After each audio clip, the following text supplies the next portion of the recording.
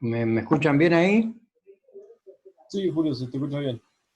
Bueno, no va a haber esquemas gráficos porque obviamente que vamos a conversar sobre los temas que vamos a tomar. Bueno, ustedes recuerdan que en esta segunda parte nosotros comenzamos con la parte de sector externo, o sea, la unidad 5, dimos la unidad 5, después la unidad 6, economía monetaria, la 7, problemas y objetivos de la política económica, la 8, el papel del Estado en la economía, la 9 y la 10 ya las habíamos dado en la primera parte, y luego vimos la 12 y la 13 conmigo. Con Leandro vieron toda la unidad 11, o sea, todo lo que es recursos y gastos públicos, o sea, la financiación del déficit. Bien. Ante todo, que quede bien claro que la esencia, el eje de esto está en el siguiente material que yo acá tengo, y es la Constitución Nacional con los artículos respectivos, la Constitución de la Provincia de Buenos Aires, que hemos visto en tributario los artículos que tienen que ver con la materia de derecho tributario, la Carta Orgánica del Banco Central de la República Argentina, que también hemos visto en economía política, o sea, en política monetaria, en economía monetaria, cuáles son las disposiciones que vamos a aplicar acá, y finalmente la 11683, que es la ley de procedimiento fiscal y administrativo. Bien, esa es toda la normativa, que por supuesto en muchos casos yo les he dicho a ustedes que no necesitan ir a buscarla. Con lo que está en los esquemas es suficiente, pero como a veces son muy acotados, tal vez para la comprensión adecuada, la pueden ver por internet, entonces van poniendo los artículos que están invocados en cada uno de los esquemas gráficos y ya con eso se van manejando y ya van preparando con tranquilidad lo que en realidad a esta altura interpreto que ya tienen que haber preparado. Por eso creo que es importante que no agotemos, yo no agote toda la parte mía, porque yo voy a dar el primer bloque y Leandro va a dar el segundo bloque, sino que voy a hacer una rápida una revisión, así, una especie así de vuelo de pájaro, y después quiero que me hagan las preguntas que consideren necesarias. Creo que es muy importante darle lugar a ustedes a las preguntas que corresponden. Bien, entonces vamos, de acuerdo al programa y a los esquemas correspondientes, vamos a comenzar con sector externo. Bien, dijimos entonces, cuando hablamos del sector externo, nos referimos puntualmente, esperen que ponga cuestión de respeto y por qué suelen llamar de algún juzgado, entonces voy a apagar el celular, así no hay inconvenientes. Bien, listo. Entonces, al hablar de, voy a tratar de dedicar unos 5 o 7 minutos a cada unidad. Prolijo, de modo de que pueda abarcar rápidamente y ustedes tengan la posibilidad de preguntar. Dijimos cuando hablamos del comercio exterior, de la importancia que tiene dentro de esto una teoría que incorpora un gran economista que fue discípulo de Adam Smith, que fue David Ricardo, relativo referente a la teoría de las ventajas comparativas. O sea, de todas las razones que explican la importancia del comercio exterior, la teoría de las ventajas comparativas es la más importante. ¿Y qué quiere decir? Que un país se pone de acuerdo con otro para ver qué es lo que produce el otro país que nosotros necesitamos y que nos costaría mucho más producir, y a su vez le preguntamos al otro país qué necesita, que a él le cuesta mucho más producir. Entonces nos beneficiamos ambos países recíprocamente. Bien. Las fuentes constitucionales del sector externo son, en primer lugar, el artículo 4, que se refiere a los recursos del Tesoro Nacional, porque obviamente que dice que está formado por el producto de los derechos de importación y exportación. Eso es fundamental, porque el derecho o el cobro de los derechos de importación y exportación, en realidad, como siempre digo, le trae sangre al país. No nos desangramos entre nosotros con la tremenda presión fiscal. Entonces, en primer lugar, el artículo 4, luego tenemos el artículo 9, 10, 11 y 12, o sea, el 9 se refiere a que las aduanas son nacionales, el 10, 11 y 12 se refiere a la libertad de tránsito, luego tenemos el 20, que es la extensión de los derechos que tienen los nacionales a comerciar y navegar en relación a los extranjeros. Y luego tenemos un artículo que ha sido complicado, conflictivo para la historia económica y financiera argentina, que es la libertad de navegación de los ríos interiores. Y después tenemos distintas disposiciones del 75. Por ejemplo, tenemos el caso del 75, el inciso 1, o sea, se legisla en materia aduanera, eso es facultad del Congreso. También tenemos el 75, inciso 10, porque el 26 dice que es libre la navegación de los ríos interiores sujeto a la reglamentación respectiva. Y la reglamentación es evidentemente que pague los derechos de cabotaje.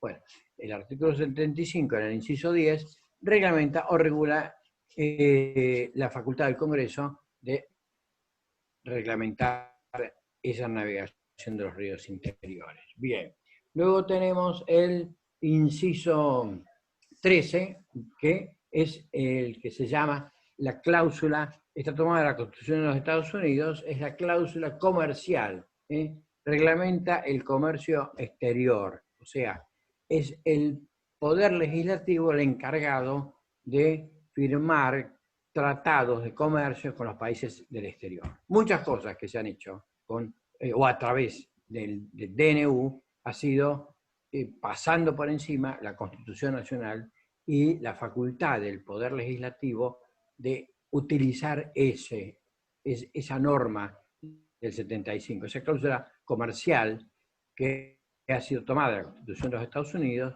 con lo cual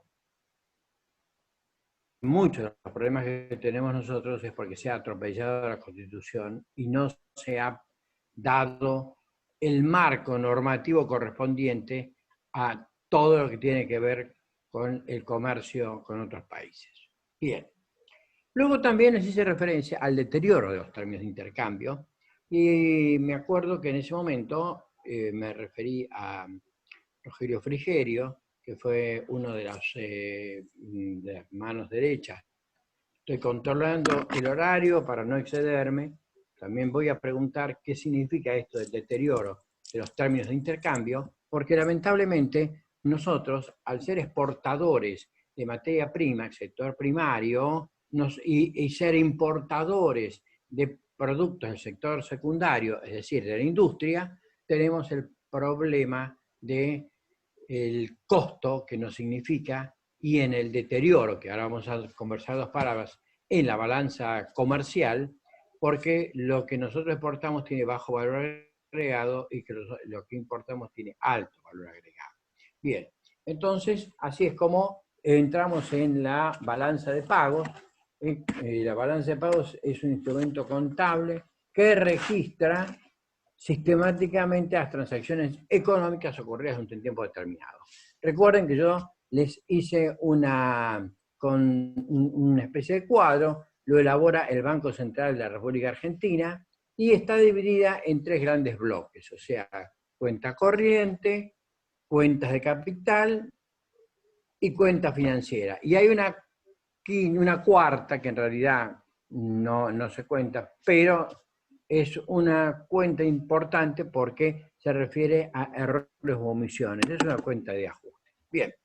Dentro de la cuenta corriente, nosotros tenemos las mercancías. Es la más importante de todas porque es la que se llama balanza comercial. Y ahí vamos a sentar lo que se llama el saldo exportador neto. Ya cuando hablamos en su momento de Producto Nacional o de PBI, vimos que uno de los 4 componentes era el saldo exportador neto. Es decir, teníamos el consumo privado, luego el consumo público o gasto público, luego la inversión y finalmente el saldo exportador neto. Porque esto es importantísimo en el cálculo del PBI, que es el que refleja, es la magnitud macroeconómica más importante del sistema, porque refleja el crecimiento de la economía, refleja el aumento de la productividad.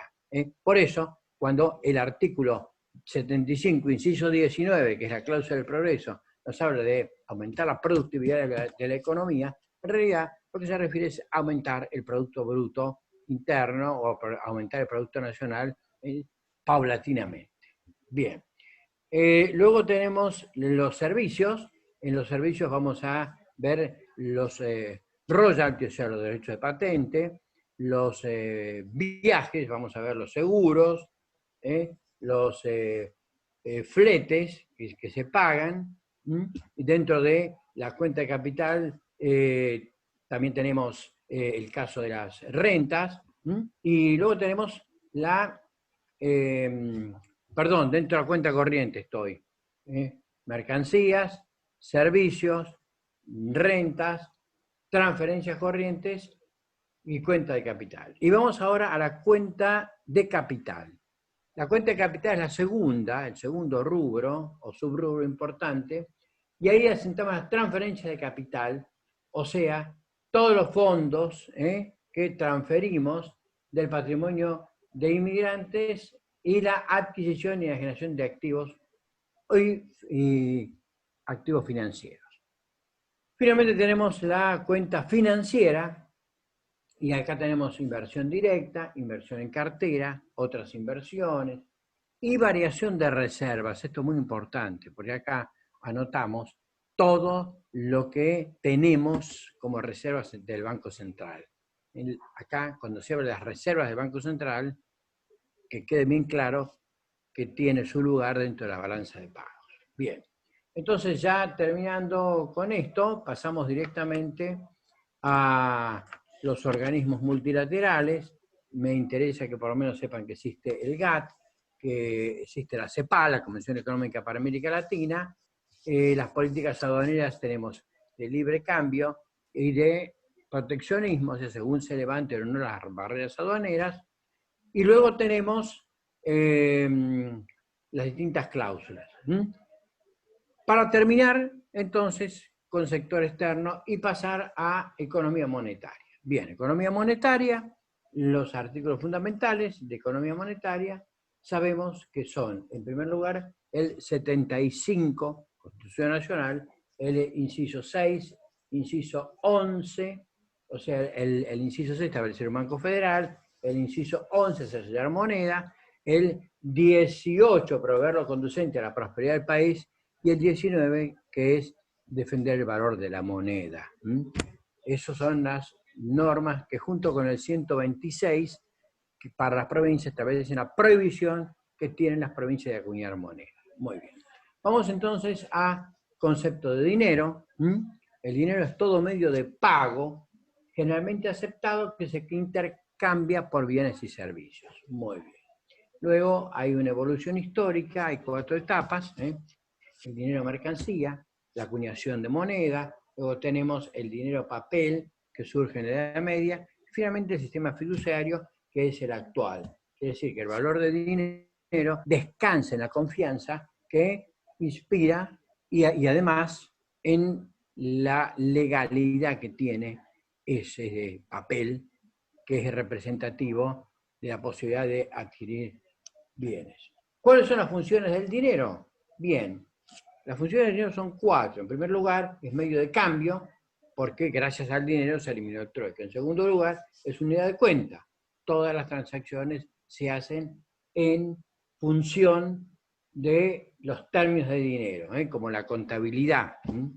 Ejemplo, por ejemplo, una tarjeta de crédito se va a reflejar en dinero, en el dinero que usted gaste, si lo gasta en el país, o en dólares, si usted gasta en el extranjero. Bien, es depósito de valor y es patrón de pago diferido. Muy bien. Luego tenemos las distintas características que tiene el dinero. Durable, es divisible, fácilmente transportable. Mire usted, va al banco y saca casi todo su sueldo, y es un paquetito así de billetes, de 1000. Quiere decir que, mire usted cómo la cantidad de dinero que se va imprimiendo, además de que genera un fenómeno inflacionario, por otra parte, hace que sea cada vez más grande el monto y se desvalorice más. Luego tenemos las clases de dinero, el dinero corpóreo o incorpóreo. El dinero incorpóreo es el dinero bancario, sin olvidarnos dos conceptos que yo les subí y hablamos, que es el cheque y las tarjetas de crédito. El cheque no es dinero, es un medio de pago, es un papel de comercio. ¿Y qué es? Una orden de pago pura y simple.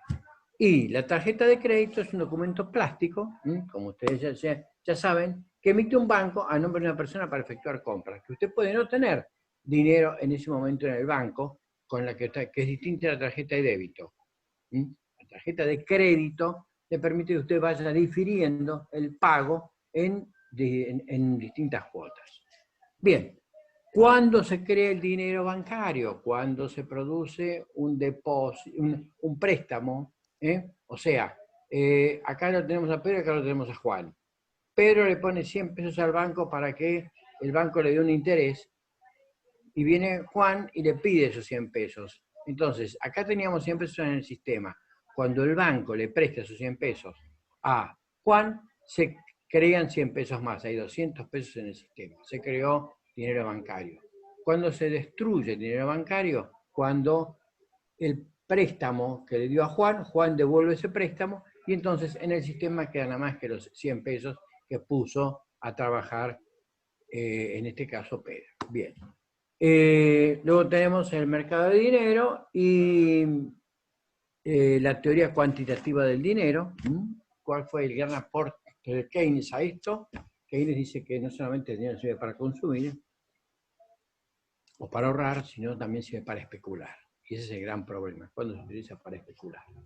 Bien, políticas monetarias y Banco Central. De acuerdo a la Carta Orgánica del Banco Central de la República Argentina, ustedes tienen qué organismo es el Banco Central, ustedes tienen ahí la autarquía, la finalidad, y también tienen los 3 instrumentos de política económica que tiene el Banco Central, o sea, el efectivo mínimo, o el encaje legal o efectivo mínimo, la tasa de redescuento y las operaciones de mercado abierto. Bien, pasamos a problemas de objetivos de la política económica. Muy bien. Inflación. ¿Qué es inflación? Es un proceso donde aumentan en forma generalizada y sostenida los precios de los bienes y servicios de una economía. Que quede bien claro ese concepto. Muy bien. ¿Cuándo estamos ante un fenómeno inflacionario? Cuando ante un aumento en el nivel general de precios se produce una caída o pérdida en el poder adquisitivo de la moneda. Tienen una caracterización de lo que es la inflación. Muy bien. ¿Cuáles son las características de un proceso inflacionario? Que es sostenido en el tiempo, no es coyuntural, es generalizado, son todos los bienes y servicios, y es significativo porque produce una desvalorización o una caída en el poder adquisitivo de la moneda. Muy bien. Bueno, vamos a dejar para que ustedes vean qué es la tasa de inflación, los grados de la inflación. Lo más importante es saber que estamos en estanflación, o sea, ya ni siquiera en hiperinflación. Al aumento de los precios le agregamos 2 aspectos fundamentales: el aumento del desempleo, o sea, la caída del empleo, y la caída de la productividad, la baja en la actividad económica, la baja en la industria.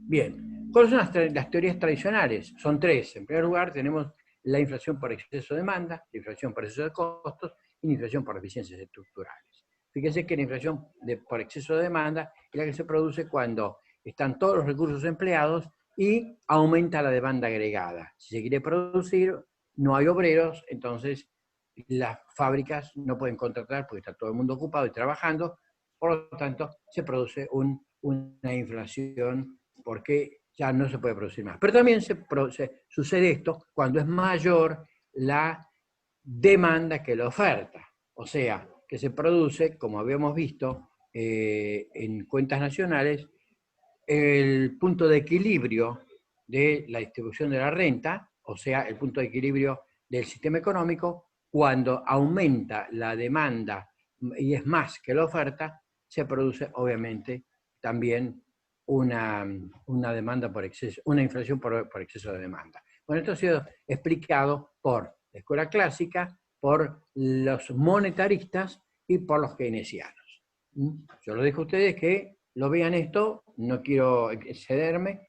Luego tenemos la inflación de costos, de los costos que tiene una empresa, los costos laborales son los que más disparan la inflación, y luego tenemos la inflación estructural.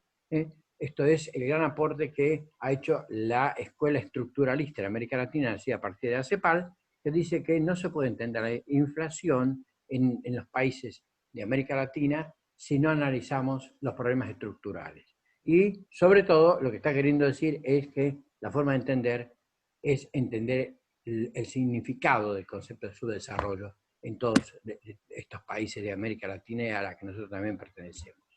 Bien, ¿por qué se produce inflación por eficiencias estructurales? Por los desequilibrios sectoriales, por los desequilibrios institucionales y por la rigidez agrícola-ganadero o agropecuario.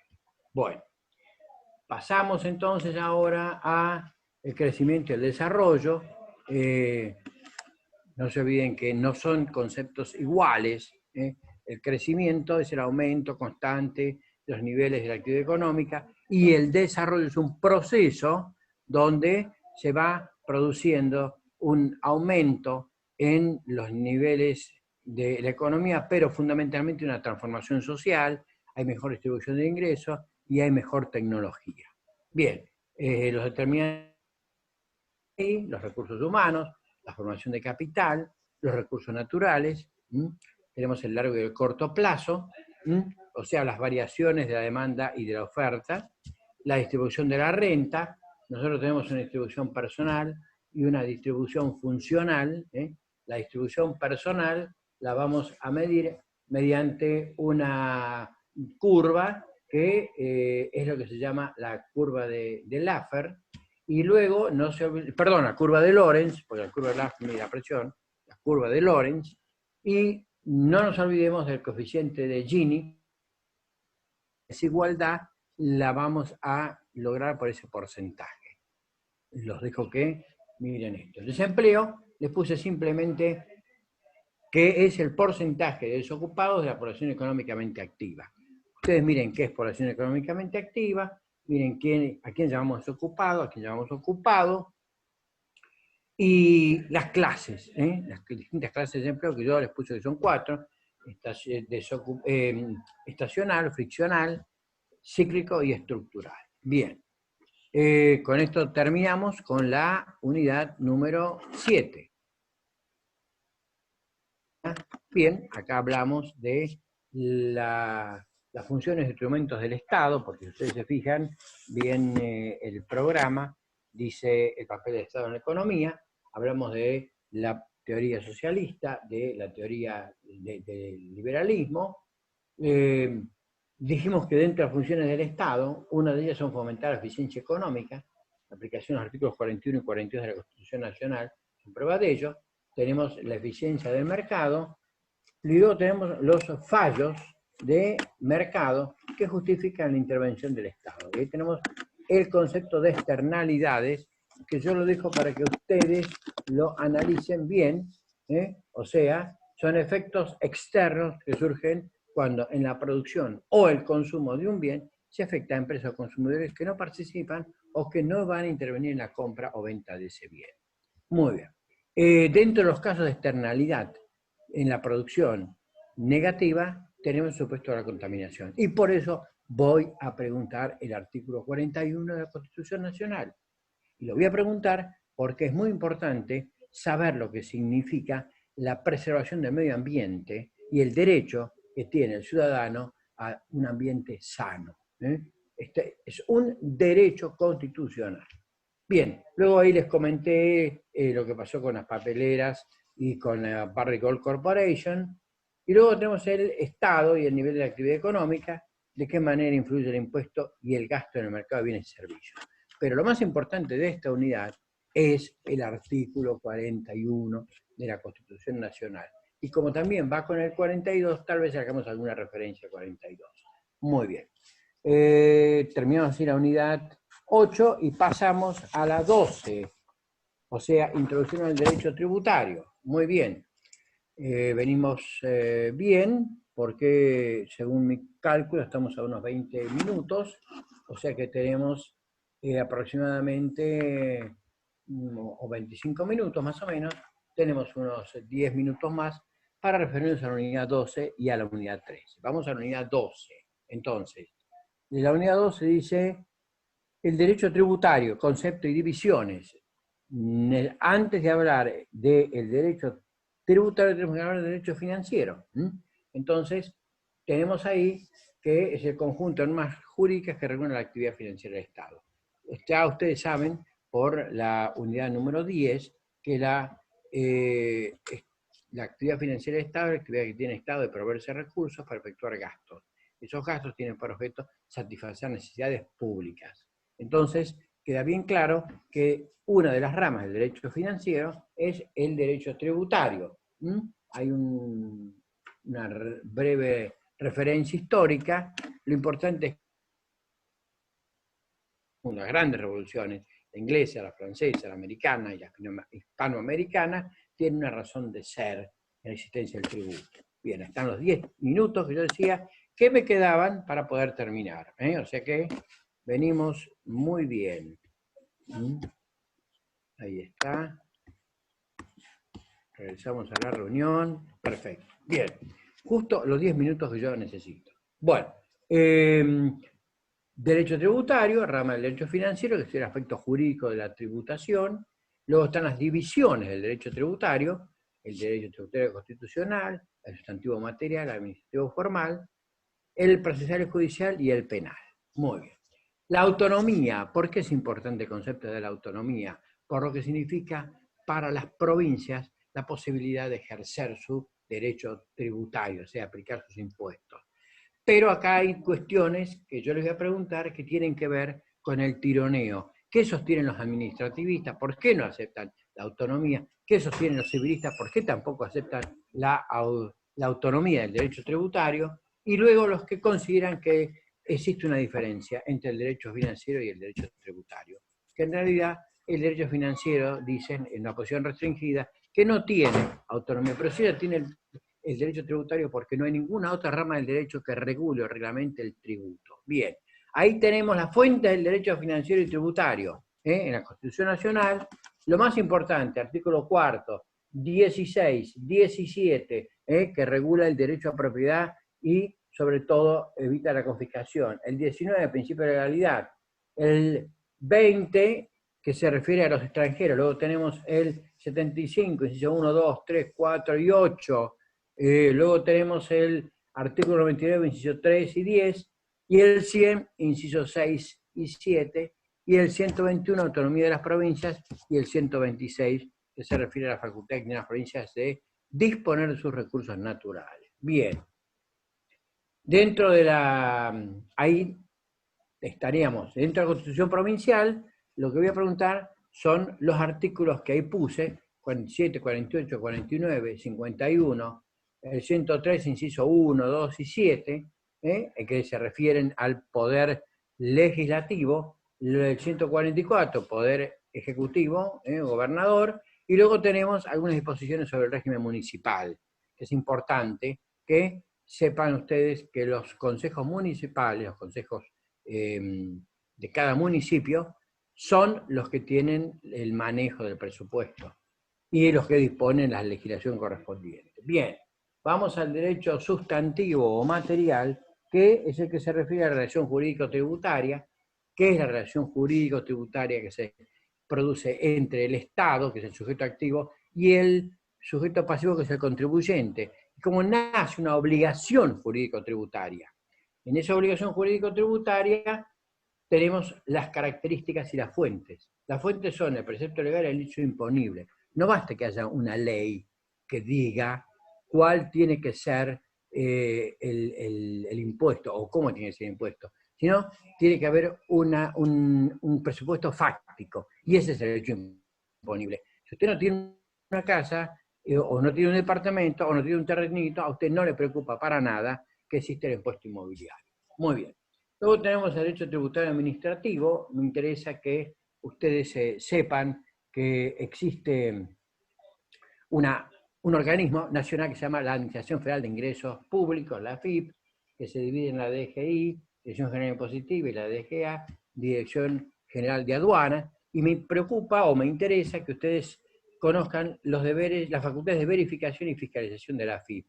Es importante el artículo 35 de la 11683. Yo se los y la importancia que tiene frenar este avance del poder del Estado en materia tributaria. Bien, luego la determinación, cómo se determina la obligación tributaria, por el sujeto pasivo, de oficio o ambos, y luego vamos al derecho tributario constitucional. Lo que realmente me interesa es que ustedes sepan las limitaciones constitucionales al poder de imposición, es decir, que sepan el principio de legalidad del artículo 19, el principio de igualdad del artículo 16, el principio de generalidad, que también está en el 16, el de proporcionalidad y equidad del artículo 4 y el de no confiscatoriedad del artículo 17. Bien, luego tenemos el 17 y el 75, inciso 2. Bien, de esta manera, entonces, prácticamente terminamos con la administración tributaria. En cuanto a ilícitos tributarios, dijimos que existe una ley penal tributaria, pero me interesa que ustedes sepan que esto está regulado tanto por la 1183 como por la norma penal tributaria. Y que acá lo más importante, y no es un tema menor, es que la 11683 establece sanciones de multas, lo que establece, también hay un sistema de delitos que establece la 11683, pero lo más importante son los delitos de ley penal tributaria. Evasión, hay evasión fiscal simple, evasión fiscal agravada, simulación del pago, y sobre todo está también a nivel de la administración o la Dirección General de Aduana el delito de contrabando. Perfecto. El juicio de ejecución fiscal es importante porque es el que se llama el juicio de apremio, que es cómo comienza, cuáles son las excepciones que se pueden interponer ante la presentación que hace la AFIP, y la sentencia, que es inverosímil pero es inapelable. Muy bien. Y luego tenemos finalmente algo de procedimiento tributario. La idea de eso es que ustedes se acerquen a ver lo que es el Tribunal Fiscal de la Nación. Ese Tribunal Fiscal de la Nación, cómo está compuesto, cuántas salas, pero sobre todo y fundamentalmente cuál es la competencia que tiene. O sea, las resoluciones que se apelan de lo que resuelve el juez administrativo como Administrador Federal de Ingresos Públicos. Bien, luego hablamos de la unidad 3 y con esto terminamos, y yo les puse ahí 4 impuestos nada más. O sea, en primer lugar, el impuesto a las ganancias, luego pusimos el impuesto a los ingresos brutos, luego pusimos el impuesto al valor agregado y finalmente el impuesto de aduana. De cada uno de ellos les puse el hecho imponible, luego les puse la base imponible, la naturaleza y los sujetos responsables. Bien, me quedan 2 minutos y 20. ¿Hay alguna pregunta? que quieran hacer sobre esto. Hola, profesor, una consulta, no sé si se escucha. Sí, dice que la escucho perfectamente. Perfecto. Con respecto a balanza de pagos, que está el rubro Sí, de cuenta corriente, yo no sí. termino de entender de qué trata el subrubro de transferencias corrientes. No sé si un ejemplo quizás me clarifique un poco, como me cuesta entender el concepto. Bien, a ver, vamos a rápidamente ese tema. Estamos en a La ver, unidad 5 es. la unidad 5, sí, correcto.